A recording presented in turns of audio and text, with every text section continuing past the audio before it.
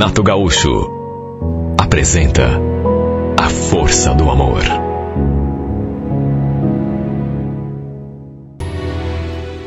Olha, apesar do Beto estar separado há mais de 6 meses, ele nunca quis me assumir diante das pessoas. Nunca. A gente continuava se encontrando, só que na prática eu continuava sendo a sua amante. Não tem outra palavra para definir. Para quem dizia que gostava de mim, assim, mas gostava muito, que queria me assumir, porque ele falava isso antes, né? Ele deixou muito a desejar. Porque só sabia me pedir um pouco mais de paciência, mesmo depois da separação. Aliás, foi por minha causa que ele se separou. Só que não foi por sua vontade, não. Né? Não foi porque ele decidiu que se separar da mulher para ficar comigo. Mas foi porque sua esposa tinha descoberto o nosso caso. Na verdade, foi ela que o abandonou. E que o tocou de casa, na sequência. Ao saber que ele tinha outra. Olha, na época, deu o maior rolo. Não gosto nem de lembrar o tamanho da confusão. Até a filha mais velha dele me procurou para me chamar a atenção. Para me pedir para deixar sua família em paz. Olha, não sei como ela conseguiu o meu número. Imagine, eu levando uma bronca de uma menina de não mais do que 15, 16 anos no máximo. Eu fiquei até sem saber o que fazer. Como se a culpa tivesse sido só minha. Foi o Beto que se aproximou de mim. Aliás, no começo, até mentir ele mentiu. Falou que era separado. Só depois de algum tempo é que eu fui descobrir a verdade. Só que aí já era tarde, né? Já estava apaixonada, envolvida até o pescoço. Mesmo assim, eu até tentei me afastar. Mas é difícil quando a gente gosta muito da pessoa. E fica ainda mais difícil quando a pessoa fica rodeando. A gente, quando está apaixonado, é complicado. E por estar apaixonada, eu aceitei ser a outra na sua vida. Mas só me submeti porque ele me prometeu que logo daria um jeito na vida. Logo iria se separar para podermos viver o nosso amor em paz. Só que é como eu já disse, né? A mulher dele descobriu o nosso caso e mesmo tendo se separado dele, o expulsado de casa, ele não tomava uma atitude em relação a nós dois. Tudo continuava na mesma. Olha, eu tinha uma amiga que conhecia toda a nossa história, com quem eu vivia desabafando e que ela vivia dizendo para mim: Elza, vai por mim. Esse cara só tá te enrolando. A mulher largou dele, o cara tá lá sozinho e mesmo assim continua não querendo te assumir. Ele falou que precisa de um tempo, Marisa. Ele quer se reestruturar primeiro. Aí sim. Aí ele vai me levar para morar com ele. Ela só balançava a cabeça, como que dizendo: você está sendo enrolada. E o pior é que eu estava mesmo. Para ela, ele não ia me assumir nunca na vida. Não tinha o quê e nem quem a convencesse do contrário. Olha, chegou num ponto que eu até evitava ficar fazendo cobrança. Procurava entender o lado dele também, porque ele tinha acabado de se separar. A casa tinha ficado para a ex-mulher e as filhas. Ele estava morando de favor na casa do irmão. De modo que era mesmo, sabe, complicado. A única coisa que, na verdade, me incomodava era o fato de ele não me assumir, pelo menos como sua namorada, diante dos seus parentes. Isso me machucava. Não, isso me magoava, e muito. Olha, parecia até que ele tinha vergonha de mim. Inclusive, eu fiquei sabendo depois que lá para eles, a família dele, os parentes, ele tinha dito que havia se afastado de mim, que não tinha mais nada comigo. Isso, não vou negar, me incomodou muito. Porque convenhamos, primeiro que era mentira. A gente continuava se vendo. E depois eu ficava me perguntando: a troco de que ele mente, meu Deus? Será que tem vergonha de me assumir? Eu não entendia, porque ele queria esconder de todo mundo que a gente estava junto. Sendo que nem casado ele estava mais, ou seja, não tinha nem a quem prestar contas. Por isso eu disse lá no começo que, na prática, eu continuava sendo apenas a sua amante. Apesar de tudo, eu seguia com aquela esperança de que logo, logo, tudo mudaria de figura. E ele me assumiria diante de todo mundo. Eu, nessa época, morava com a minha mãe. Tinha um casal de filhos do meu relacionamento anterior e, olha, sempre me dei bem demais com meu ex-marido. A gente se tornou amigo depois da separação. Eu sei que é difícil isso acontecer, mas com a gente, graças a Deus, aconteceu. Ele, inclusive, já estava morando com outra mulher, com quem eu também acabei fazendo amizade. E todo mundo do meu círculo de convívio ali sabia desse meu romance com o Beto. Eu não escondia de ninguém que a gente estava junto. Aliás, eu queria que todo mundo soubesse, até porque era apaixonado por ele. Até que um sábado, eu acabei passando por uma situação muito chata. Ele tinha me buscado no serviço, só que no caminho recebeu uma mensagem, eu não soube de quem, que o deixou muito agitado. Eu percebi. Ele falou que era o irmão, só que, repito, essa mensagem o deixou muito, mas muito bravo, nervoso. Tanto que até começou a digitar assim de um modo mais agressivo, correndo além da conta. Ele não quis conversar sobre o assunto. Largou aquele celular assim do lado, depois de digitar não sei o quê, olhou para frente assim, com cara de bravo, e pisou no acelerador. Repito, ele não quis dizer o que estava acontecendo, até porque eu perguntei, né? Só que em vez de me levar para casa, ele iria jantar lá com a gente, acabou desviando o caminho. Eu até estranhei quando ele parou diante de uma pizzaria e pediu que eu ficasse ali no carro esperando enquanto ele resolvia uma questão. Eu fiquei devendo aquela porque ele não falou o que era. Diz que tinha parado ali para resolver uma questão. E olha, dali do carro, eu vi pelo menos, assim, mesmo que estivesse assim um pouco afastada, mas deu para ver pelo vidro da pizzaria a confusão. Na verdade, dava até para ouvir a sua voz alterada, ele gesticulando, gritando com alguém dali da porta. Depois entrou e ficou lá durante 1 minuto e meio, 2 minutos no máximo. Depois saiu e voltou, ainda mais alterado do que já estava. Ligou o carro e saiu, cantando pneu, me deixando até assustada. Lembro que, inclusive, eu falei: Beto, devagar, Beto. Tá querendo provocar um acidente? O que houve para você estar nervoso desse jeito? Foi só então que ele resolveu se abrir comigo. Me olhou assim, impaciente, nervoso, agitado, e resmungou: Você acredita que a Solange estava comendo pizza com outro cara? Não, amigo meu ainda por cima. Certeza que ela já estava fazendo isso bem antes, viu? E está fazendo só para me atingir. Mas eu mato ela.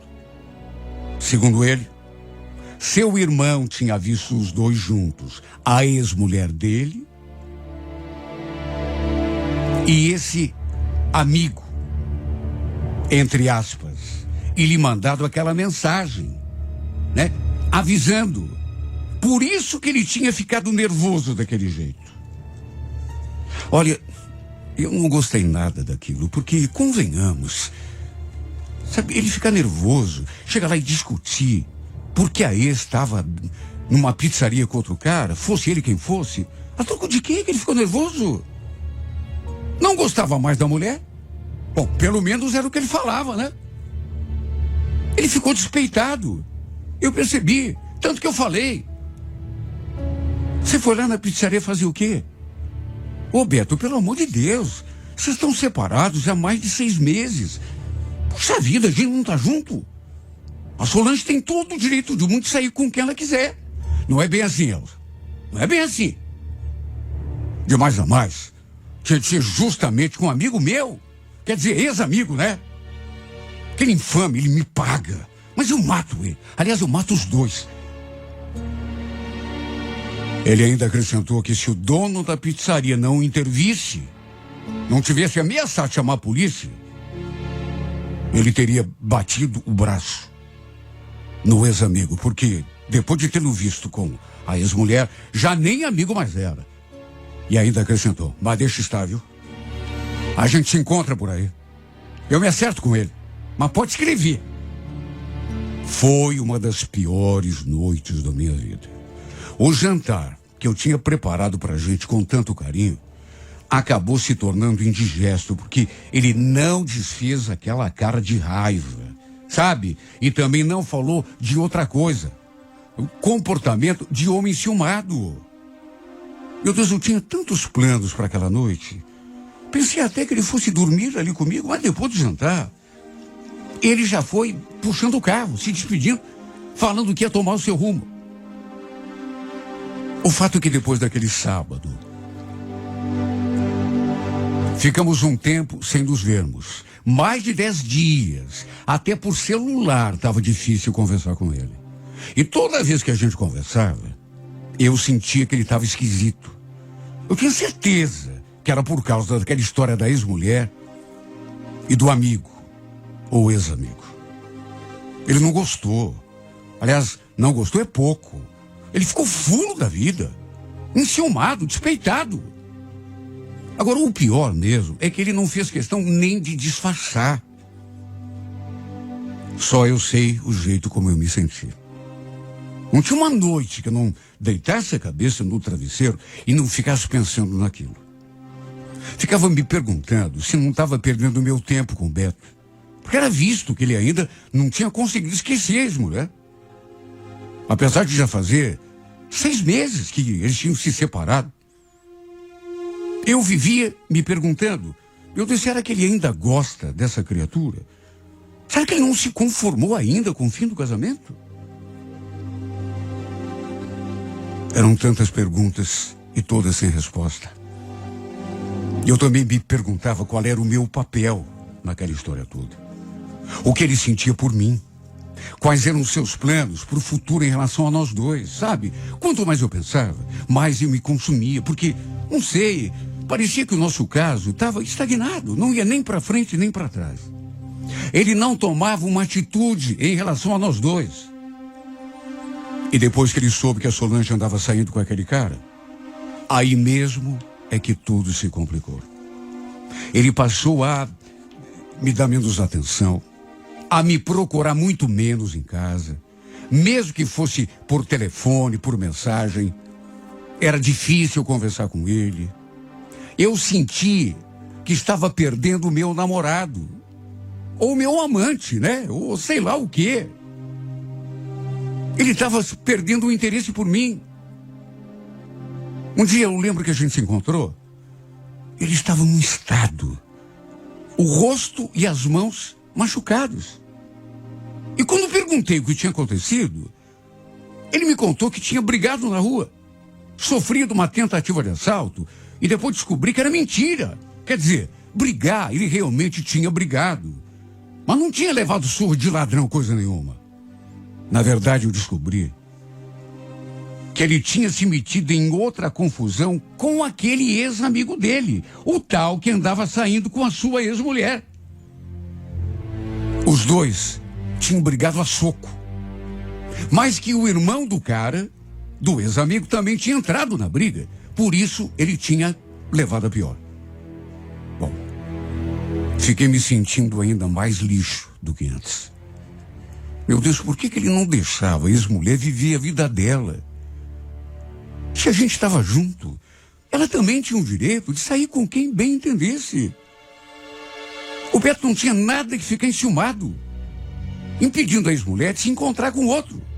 Pior, arrumando briga por causa disso com os pretendentes dela.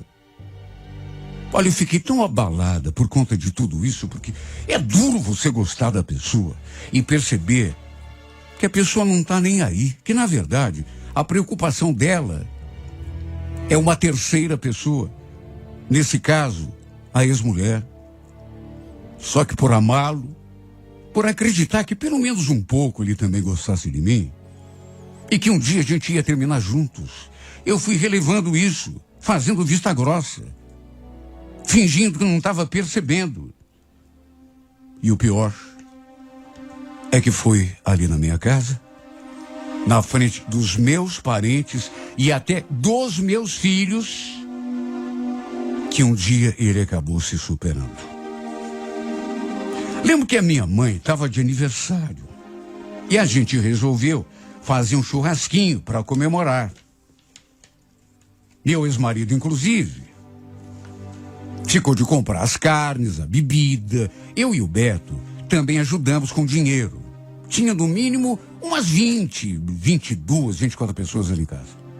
Até a atual mulher do meu ex-marido estava ali.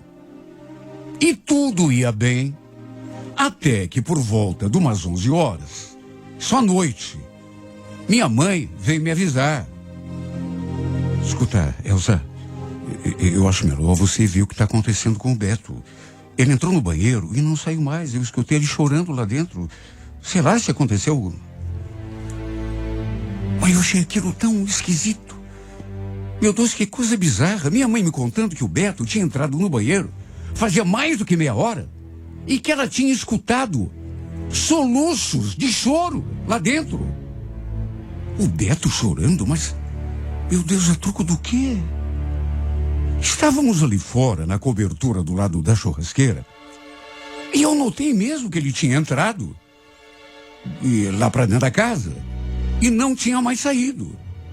Pensei até que ele tinha ido se deitar um pouco, porque estava bebendo cerveja, já fazia algum tempo, e de fato, ele estava no banheiro.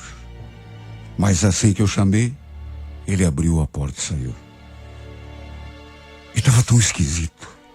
Os olhos vermelhos dava nitidamente a sensação de que tinha realmente chorado.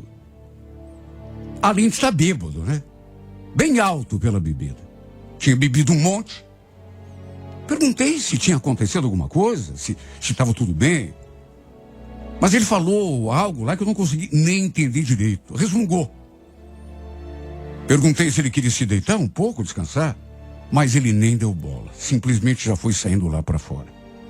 Ficamos ali conversando com o pessoal um pouco. Quer dizer, ele ficou quieto o tempo todo. Olhar perdido, bebendo, olhando o celular de 5 em 5 segundos, como se estivesse esperando alguma ligação, alguma mensagem, não sei lá o quê. Até que levantou e foi até o portão. Naquelas alturas, eu já tinha notado que o pessoal estava... Todo mundo com cara esquisita, me olhando assim de um jeito estranho. Provavelmente por conta do estado do Beto. Porque era nítido que ele não estava bem. Tinha bebido muito. Só que de repente, como eu já falei, ele extrapolou. Dali da churrasqueira, todos nós escutamos ele falando alto e chorando ao mesmo tempo, com aquele maldito celular grudado no ouvido. Olha, eu senti aquela tontura, não sei como não desmaiei. Quando ele falou aquilo, a voz meio enrolada, mas praticamente gritando: mas eu te amo, Solange. Pelo amor de Deus, Solange. Não faz isso comigo, Solange. Pensa nos anos que a gente passou juntos, Solange. Pensa nos nossos filhos também. Será que eu não mereço uma segunda chance? Foi o maior fiasco. Todo mundo se voltou para mim na mesma hora. Minha mãe, meu ex-marido, a mulher dele, meus filhos, alguns parentes, até alguns amigos que tinham sido convidados estavam ali também. Imaginei a minha cara. Eu acho que nunca passei por tanta vergonha em toda a minha vida. Se tivesse um buraco na minha frente, eu enfiava a cabeça e nunca mais saía.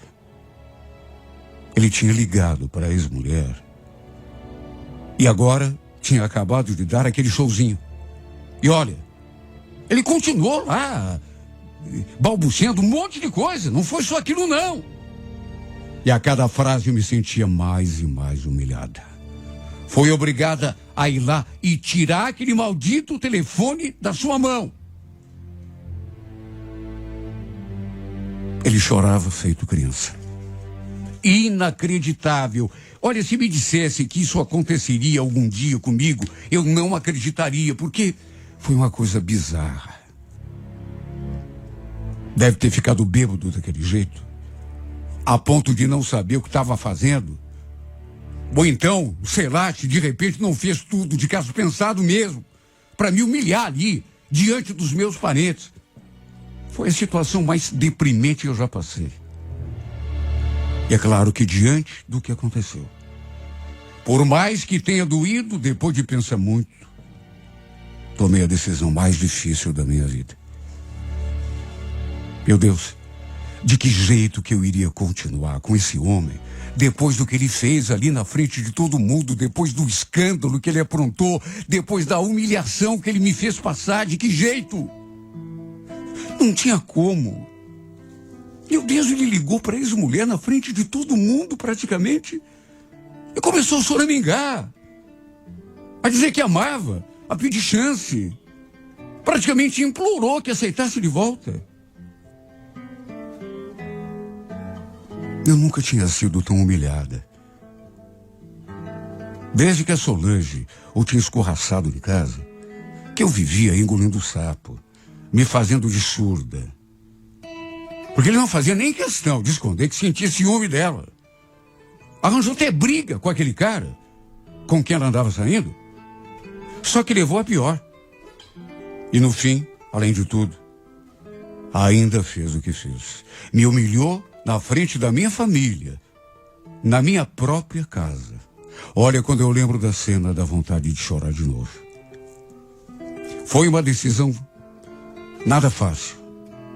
Mas antes de amá-lo, eu precisava amar em mim mesma. Mais do que isso, precisava ter um pingo de vergonha na cara. A verdade é que me afastar dele doeu muito. Foi como uma facada no coração. Só que não tinha outra saída. Como que eu queria que ele me amasse, se nem eu mesma estava me respeitando, demonstrando amor pelos meus sentimentos, pela minha vida. Sabe, nem eu demonstrei respeito por mim. E estava ali querendo que ele me amasse. Não rolou. E, infelizmente, não aconteceu do jeito que eu queria, do jeito que eu sonhava. De modo que acabou. Ele não me amou. Tinha outra no pensamento o tempo todo. Chegou a se humilhar por ela, de tanto que a queria de volta. E eu também não me amei. Na verdade, nesse relacionamento, ninguém me amou. Nem ele, nem eu. Poderia ter acabado de outra forma? Não poderia. Por isso que acabou assim. Eu sozinha, choramingando, por um homem que não foi meu, em momento nenhum. E o pior, nunca será. Nunca.